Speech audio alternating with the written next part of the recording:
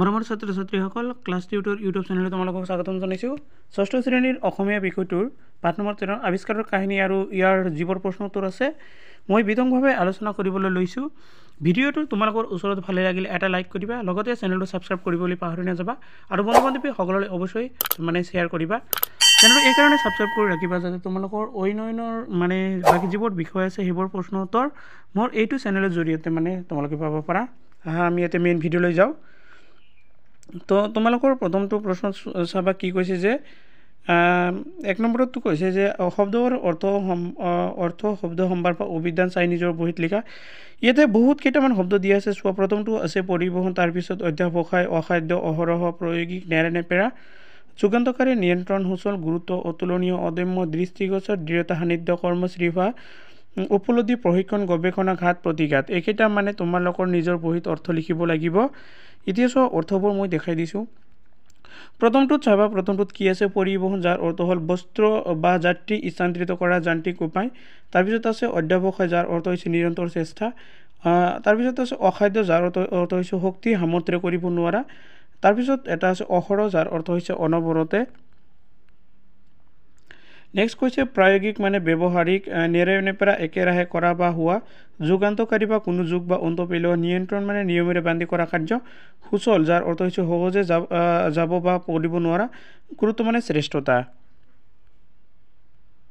Next আছে অতুলনীয়, যাৰ তুলনা নাই। এবাৰ আছে অদম্য, যাক দমন কৰিব নোৱাৰি।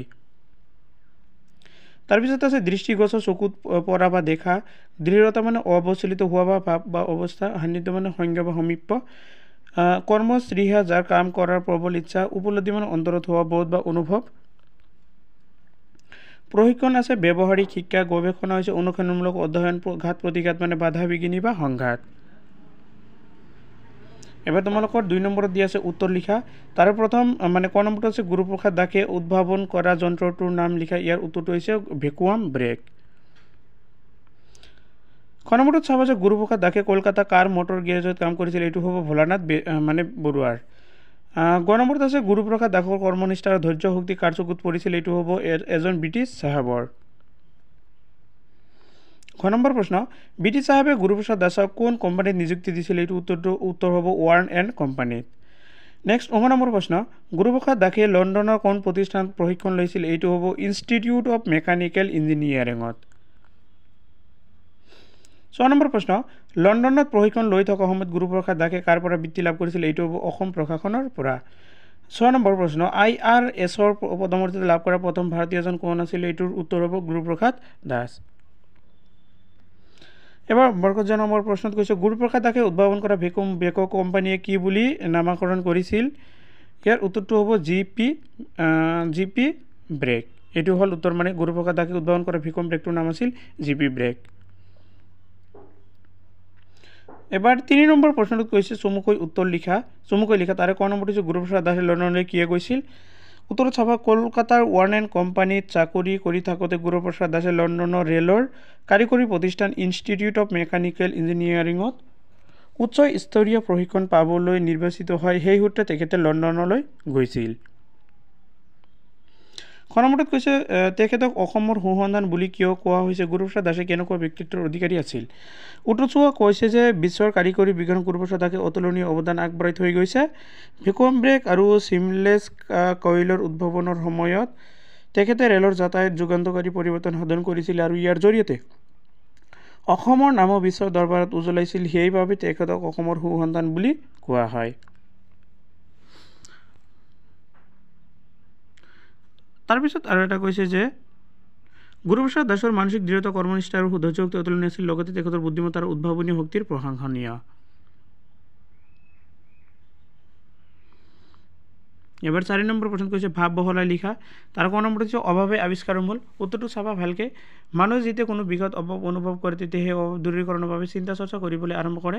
বিজ্ঞানীসকলৰ ক্ষেত্ৰত এনে চিন্তা চৰ্চাই তেখেতক ন আৱিষ্কাৰ আৰু উদ্ভাৱনৰ অনুপ্ৰেৰণা যোগায়। বিজ্ঞানৰ লগতে জড়িত ব্যক্তিসকলে সদায় পূৰ্বতে আৱিষ্কৃত বস্তু বা বিষয়ৰ ওপৰত উন্নতিকৰণৰ চিন্তা কৰিবলৈ আৰম্ভ কৰে।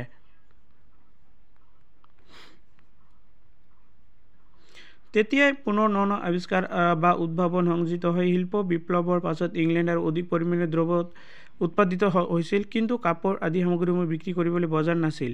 তেতিয়া ইংৰাজসকলে ভাৰত, দক্ষিণ আফ্ৰিকা ধৰি পৃথিৱীৰ বিভিন্ন অঞ্চল আৱিষ্কাৰৰ উদ্দেশ্য ঢাপলি মেলিছিল।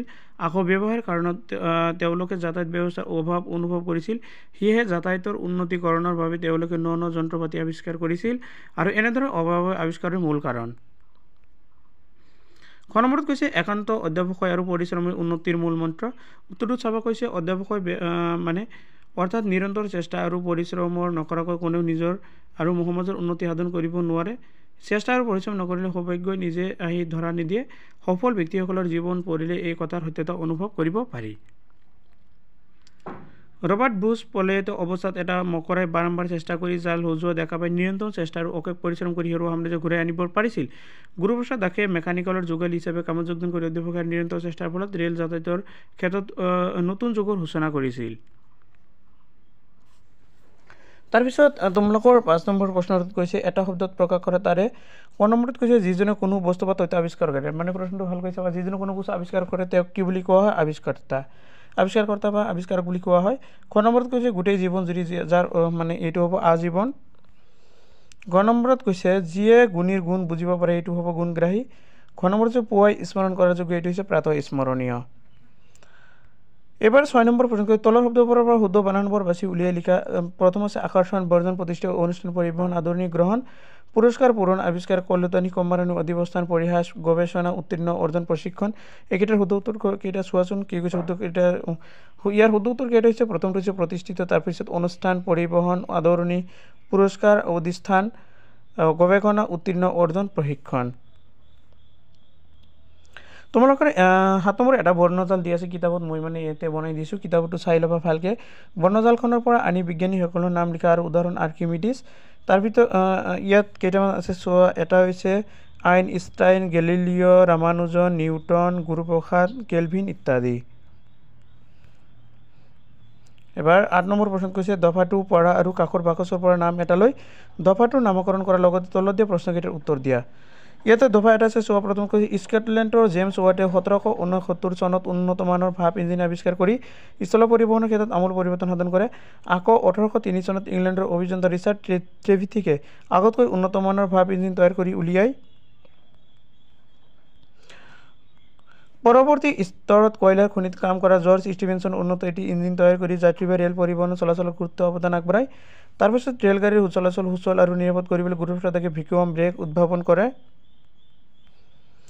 এবাৰ তোমালোকৰ প্ৰথমটো ক নম্বৰ প্ৰশ্ন দিছে জেমছ ৱাটে কি আৱিষ্কাৰ কৰে? ইয়াৰ উত্তৰটো হৈছে ৰেলগাড়ীৰ ক্ৰমবিকাশ জেমছ ৱাটে উন্নতমানৰ ভাপ ইঞ্জিন আৱিষ্কাৰ কৰিছিল। ক নম্বৰত কৈছে ৰিচাৰ্ড ট্ৰেভিথিকে কোন চনত আগতকৈ উন্নতমানৰ ইঞ্জিন তৈয়াৰ কৰে? ইয়াৰ উত্তৰটো হৈছে যে ৰিচাৰ্ড ট্ৰেভিথিকে 1803 চনত আগতকৈ উন্নতমানৰ ইঞ্জিন তৈয়াৰ কৰে। 9 নম্বৰ প্ৰশ্ন অধ্যাৱসায়ৰ জৰিয়তে বিজ্ঞানী গুৰুপ্ৰসাদ দাসে জীৱনত কেনেকৈ সফলতা লাভ কৰিলে? অধলত আলোচনা কৰা আৰু ইয়াৰ বহলাই লিখা। উত্তৰটো চোৱা। 8ম শ্ৰেণীত পঢ়ি থাকোঁতে গুৰুপ্ৰসাদ দাসে কলকাতাৰ ফুলানাথ বৰুৱাৰ মটৰ গেৰেজত মেকানিকৰ যোগালী হিচাপে কৰ্মজীৱনৰ পাতনি মেলিছিল। তাতে পঢ়া শুনা কৰি তেখেতে প্ৰৱেশিকা পৰীক্ষাত উত্তীৰ্ণ হয়। তেখেতৰ অধ্যাৱসায় আছিল অতুলনীয়। যি মূলা বাঢ়ে তাৰ দুপাততে চিন, এই কথাষাৰ তেখেতৰ ক্ষেত্ৰত অতিকৈ প্ৰযোজ্য। এগৰাকী ব্ৰিটিছ চাহাবৰ চকুত ভৱিষ্যতৰ বিজ্ঞানীগৰাকী নিষ্ঠা আৰু ধৈৰ্য চকুত পৰে আৰু তেখেতক ৱাৰ্ণ এণ্ড কোম্পানী নিযুক্তি দিয়ে। তাৰপিছত গুৰুপ্ৰসাদ দাসে কেতিয়াও উভতি চাব লগা হোৱা নাই। তেখেতে 1925 চনৰ শেষৰ ফালে লণ্ডনৰ ৰেলৰ কাৰিকৰী প্ৰতিষ্ঠান ইনষ্টিটিউট অৱ মেকানিকেল ইঞ্জিনিয়াৰিঙত উচ্চ স্তৰীয় প্ৰশিক্ষণ লাভৰ বাবে নিৰ্বাচিত হয়। তেখেতৰ অতুলনীয় অধ্যাৱসায়ৰ ফলশ্ৰুতিত 1926 চনৰ পৰা 1930 চনলৈকে কৰা অবিৰত গৱেষণা সাধন কৰি চিমলেছ কইল ব্ৰেক উদ্ভাৱন কৰে। বিজ্ঞানী গুৰুপ্ৰসাদ দাসে কাট অফ কণ্ট্ৰল গেছ আৰু বইলাৰ আৰু ছেফটি ভাল্ভ আৱিষ্কাৰ কৰে। সফলতাৰ পুৰস্কাৰ স্বৰূপে তেখেতে ভাৰতীয় ৰেল সেৱাৰ প্ৰথম বিষয়া আৰু কৰ্ণেল পদ মৰ্যাদা লাভ কৰে।